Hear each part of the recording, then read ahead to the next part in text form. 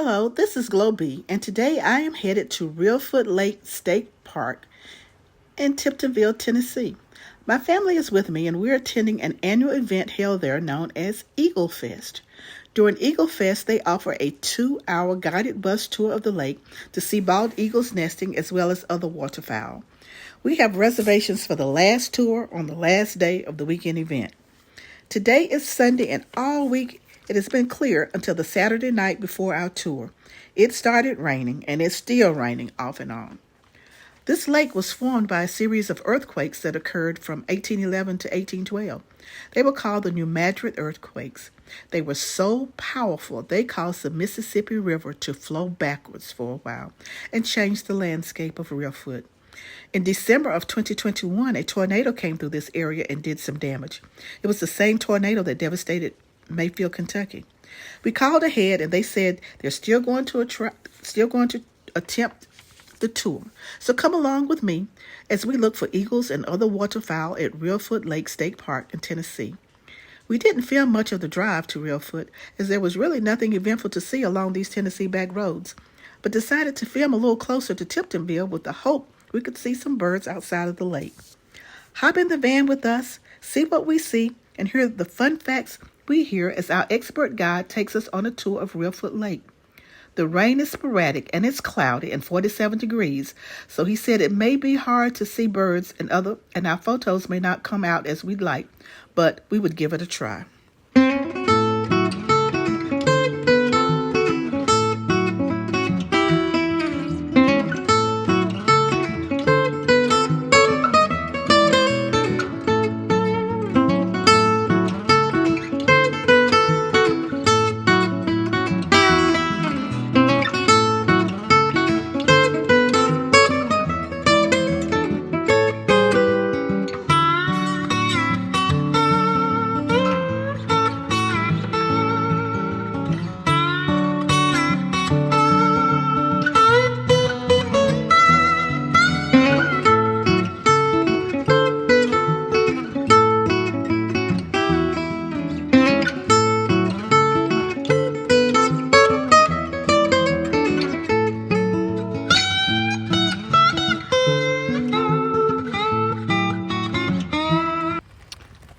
The creation. Reelfoot Lake was formed by a series of over 2,000 earthquakes from December 1811 through March 1812. The area you see from here was a swampy hardwood forest at the time, mostly bald cypress trees. When the earthquakes occurred, the forest sank 10 feet on average. That forest is still present today. It's just under the water. Over the past 200 years, the trees have been reduced to stumps, which are mostly hidden from sight, just beneath the surface of the water. Bald cypress will not act as long as it stays wet or underwater. The average depth of Reelfoot has also been reduced to 5 feet from earlier erosion problems prior to the 1980s and current day vegetation growth. The open area of the lake you see from here averages about 8 feet, within the deepest area around 20 feet. Reelfoot is 11 miles long from north to south and 5 miles wide from west to east at its midpoint. I decided to walk around outside a little before our tour and was fascinated by the rescues that they have of the birds of prey.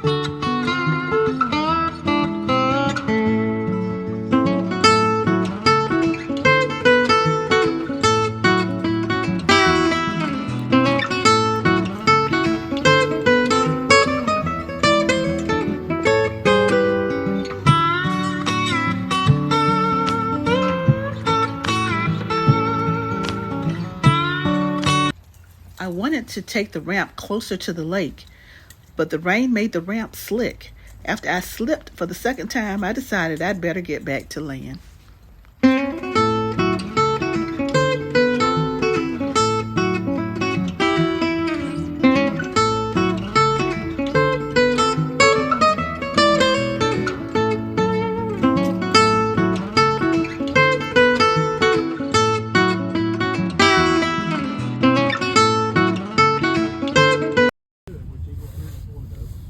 So if you have any questions at all about Reelfoot Lake, anything you've ever wanted to know about Reelfoot Lake, I'm the one to ask. I started here February of '86. Started my career with State Park actually in May of '83 as a sophomore in college, and then worked till I graduated. And then looked up on it. If it's a marginal view, I'm probably just going to point it out the window. So somebody will keep count on what we see. This is Melinda up here with us today. So anyway, a little bit of history. That area to the right of us is not really part of Reelfoot Lake. That is called a washout. It was formed by a river There it is, flood. right There's the first eagle right there. He's been hanging out in this area. Well, now he was there. Not been able to stop. That is a juvenile. He doesn't have the white-headed whitetail yet, but he's been somewhere in this tree line every trip. But he's not one we're able to He was here this morning. Yeah, he was here this morning when we come that's in. the first. So the washout formed by a series of floods in the 1870s. Another one right there. I missed Another it. right there. I missed it. So the Mississippi River has just as much to do with forming the lake as the earthquake. That's two. People know about the earthquakes 1811, 1812, and then Madras quake when the river ran backwards. But the river impact doesn't get talked about as much as the earthquake. But the river did play a major. Oh yeah, that's tributary. It's easy once you know to look for them. That what was river caused and what was earthquake caused. Mainly, this big area we're looking at is an earthquake. The earthquake started December 16, 1811, continued to mid-March of 1812, with almost 2,000 separate reported quakes. 5 of those quakes above the center Top of that dam. This is one of the birds. Yeah, it's still there. Yeah, right there. So we're going to look It at was this there map. too. What's that?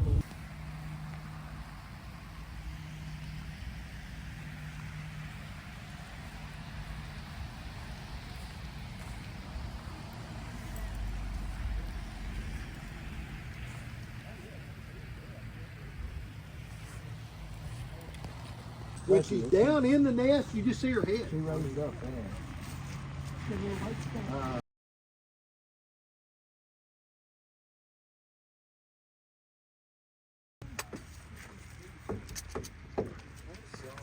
Oh, that's what's that look. Oh, she's flying. Here she goes. Here she comes, right overhead. She's going to land right there. She didn't fly very far. She's at this tree right.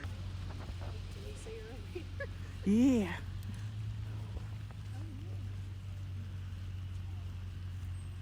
Go ahead and move so they know it's not a tree branch.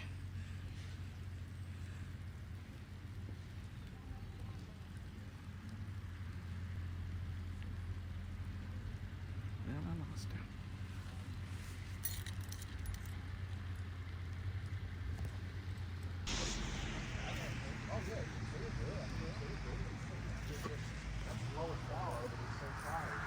This is so cool. Brent, you don't want to see? That started way over in Arkansas. Come across Arkansas, the Moon Hill, come into Tennessee. This is where it hit Reelfoot Lake. Oh, wow. All this area right here in front of us was Cypress Point Resort. Had a big motel there. That's right. Check-in area. Across the road was Refuge Restaurant. On that side was several houses and a campground. So it came right basically down the edge of that woods. This is where it come into the lake. The park had a big picnic shelter here. It was totally destroyed. That picnic shelter had the part of the roof taken off, but it was repairable. So this was ground zero, and then it run right down the shoreline for a couple of miles, and it went out into the lake, and then it came back into the shoreline. It was, so at this point, the tornado was about 200 yards offshore, is the state park cabin area, and that's my house, right back there on the corner of the lake. So literally the tornado is right offshore. This is called the spillway. This is where the water leaves the lake, goes down to the Oban River, and then on into the Mississippi River. So yeah, so the Eagles have made an unbelievable comeback. We now have over 400 eagle nests statewide. They're in all the surrounding states, all across the southeast. Pretty much any place that has big lakes, big rivers, sometimes even medium-sized rivers, you now have eagles, at least at some time during the year, and most of those places now have nests. The bald eagle is one of the wildlife success stories, something that was literally on the brink of extinction. Less than 400 nests south of the Canadian border in the early 70s. So now over 400 nests just in the state of Tennessee, and untold thousands nationwide. I don't know if anybody knows this, how many nationwide. This is our campground in Tiptonville wet campground on high water. Flat right on the bank of the lake, but a very beautiful campground. We deal with high water and potential flooding issues on high water.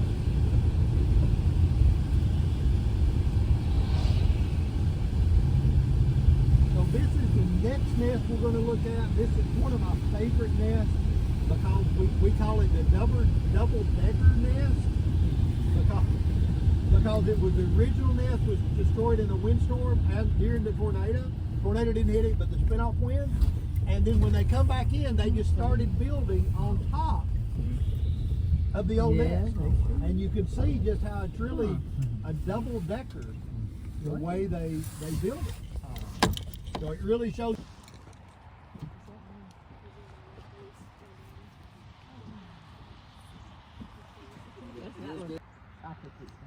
Yeah, that's good.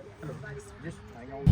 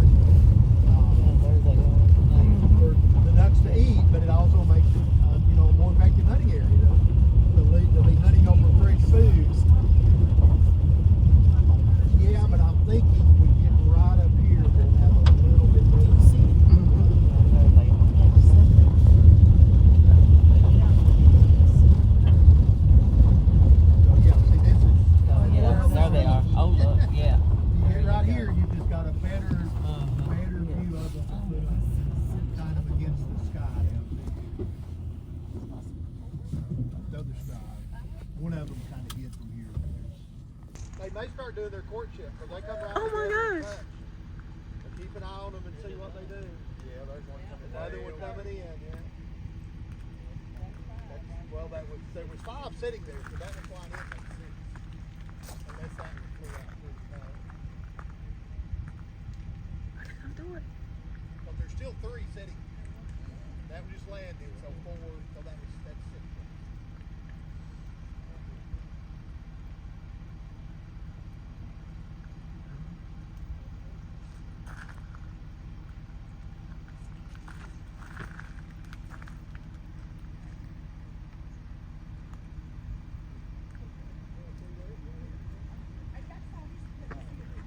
Beside you is a big culvert under the highway. Okay, if you say so. Right there. Yeah. Okay, so right there's your culvert. It goes in under the highway and comes out right there. There's another one right up there. So you can see it's got a big board in it that drops all the way to the bottom. So in November, they will drop that board and close the culvert. So all the rain that falls after November gets held back in there and flooded for all the animals that need water. Probably next week, maybe this week, they'll pull that board and let that start draining. And it'll slowly drain out. And then that way, when the growing season starts in April, the plants are not flooded and the natural plants can grow. And then where they need to get in and plant crops, they'll plant the crops so they can grow. And then they'll, once again, harvest part of, like all that corn back there.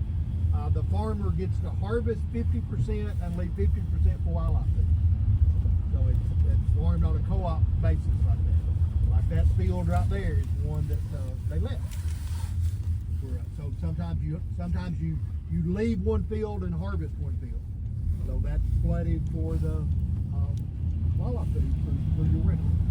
So right, so you have to have a lot of rain to flood it, but it's also flooded intentionally with culverts and gates. So you can have it flooded when you need it flooded. It can draw it down dry when you need it dry to plant it. So this is the edge of the refuge. So the refuge ends right here. It's still refuge on the right side. So this is actually one of the rice fields. So now this is a private field. This was the first farmer that planted rice in this area, almost all the way to the highway and way out in front of us. And he floods part of the rice fields for waterfowl season. And it actually leads to the hunting club where they fly up in the middle of it up there, and way up the middle where they've been duck hunting all that season.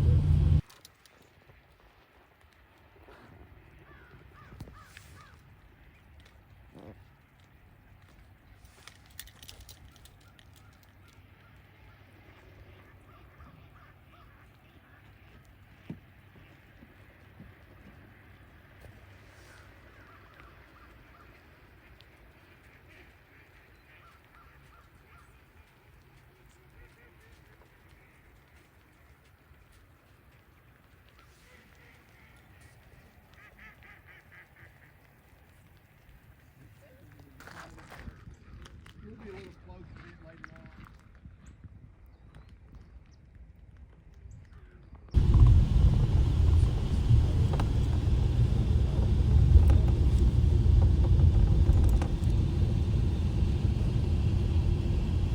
That's a couple of hundred of those snow geese and white-fronted geese. Two of the other species of geese. Head back so you can see. So the dark ones You don't need a big on white either sheet side on are the them. white-fronted geese, and the snow geese are. Oh, wow. Oh, my goodness. She's doing stuff. And they stop. Right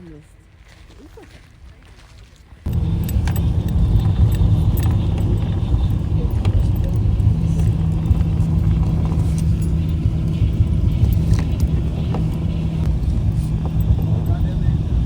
This is called the Chickasaw Bluff. Chickasaw Bluff runs way down in Mississippi, up into Illinois.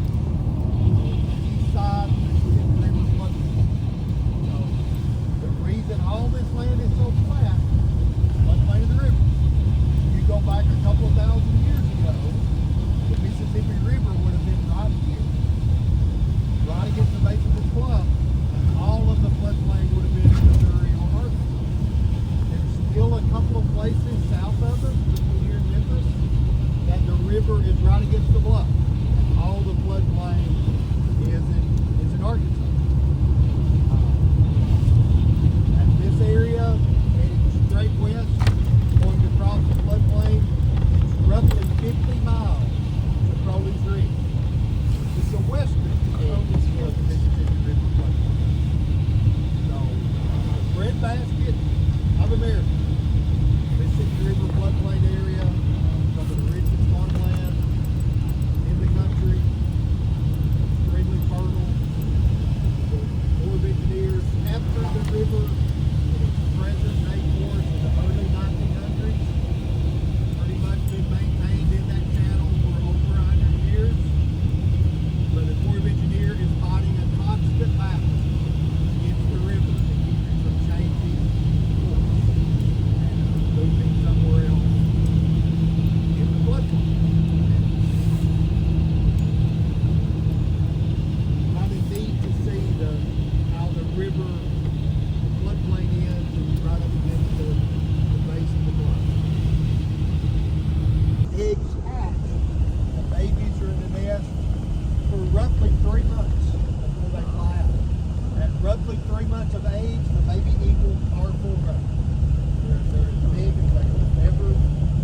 as they'll be at roughly 3 months.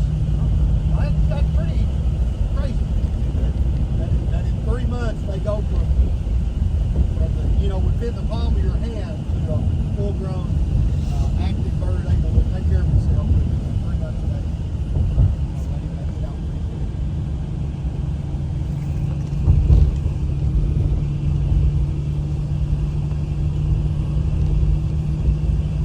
If you were on the side that couldn't really see the nest, come by once we get, well, really right here.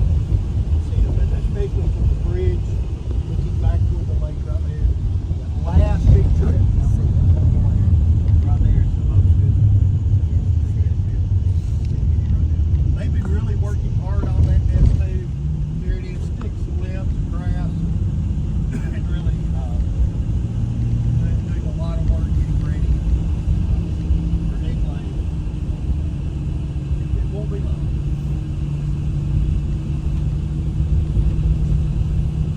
So today, go back. Reelfoot Lake Reelfoot Lake State Park is a really strange park. When you look at the whole area of Reelfoot Lake, it's roughly 30,000 acres of land and water combined. It's managed by 3 different agencies: the Tennessee State Parks, who I work for, the Tennessee Wildlife Resources Agency, who most people would call the game wardens. She's back to this.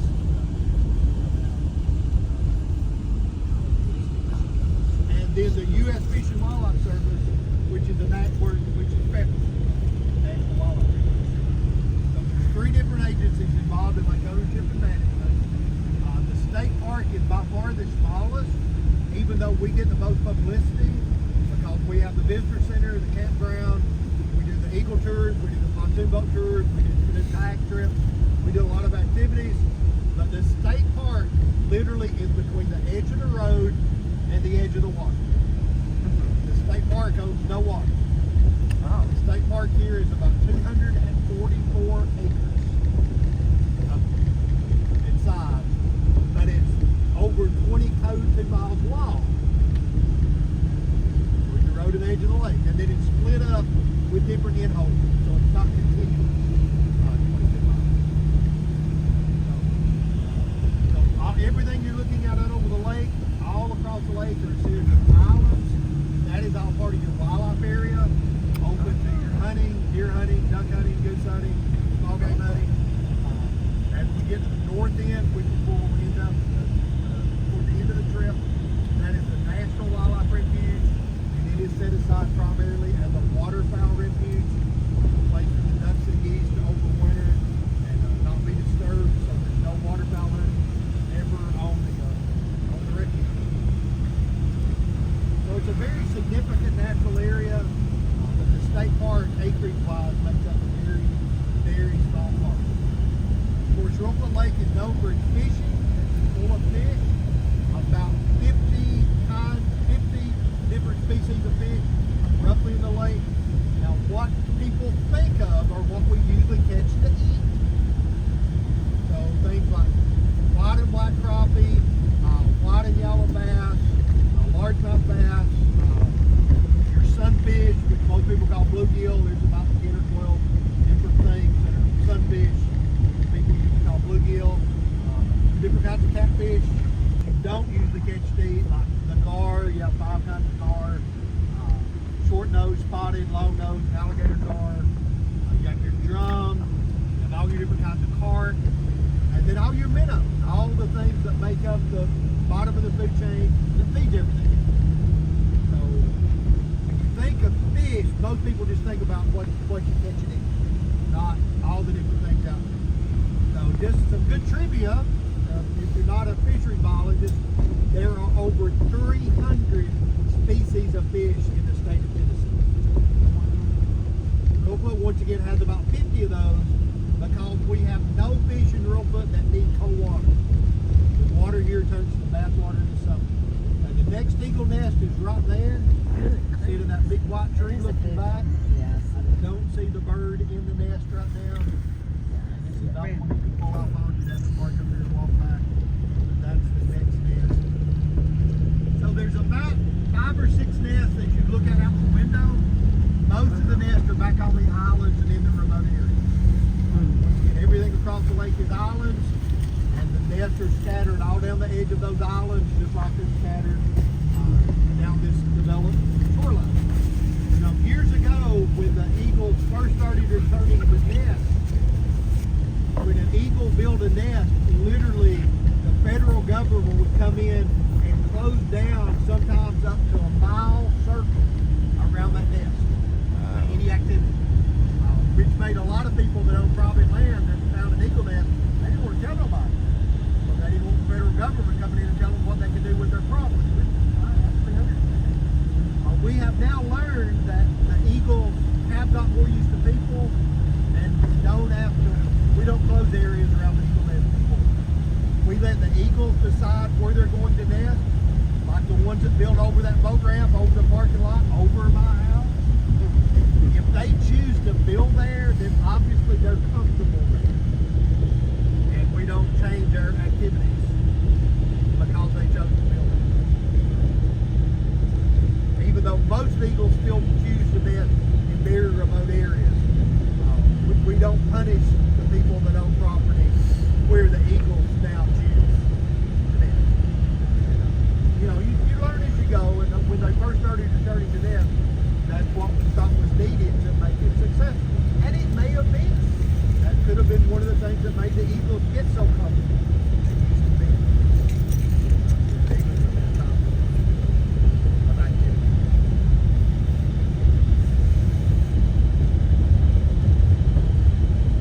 So, Reelfoot Lake today has about 30,000 acres total. About 15,000 acres of that is water. Because it's in this flat area formed by the earthquakes of the river, it is a very shallow lake. Deepest water in Reelfoot Lake at normal pool is roughly 20 feet deep. The average depth at normal pool is only about 5 feet. So on Reelfoot, you don't see people in big boats going fast. You don't see very many fiberglass boats going fast. Totally destroyed. Most of the houses right through there were destroyed, rebuilt. The campground was totally destroyed. This house had a lot of roof damage, was able to be repaired. All of this area here was, once again, it was almost half a mile wide where it comes across. Right here. This campground, big campers with the piled up everywhere. Campers just all wadded up. Of course, since it was in December through the week, there was almost nobody in those campers. Most of these campers are left for the year. They've had monthly rates. So not a lot of the campers were destroyed. Nobody was in them. And even most of the campers that had people in them, there was enough warning that they had left their tents.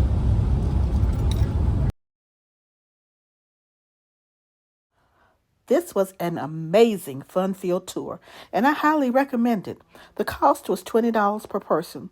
We will come back on our own in about a month after the babies have hatched to see if we can spot more bald eagles. Get out and enjoy the parks and lakes in your area. You'll be glad you did. C'est la vie. Enjoy.